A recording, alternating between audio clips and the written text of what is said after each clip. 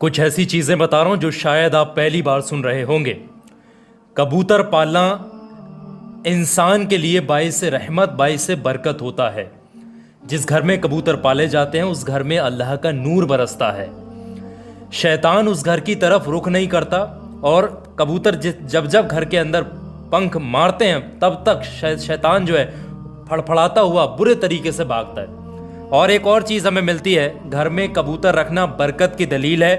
कोई भी इंसान अपने घर की छत पर थोड़ा सा अनाज और पानी कबूतरों के लिए रखता है तो उसके लिए अल्लाह रिज़्क़ के दरवाज़ों को खोल देता है।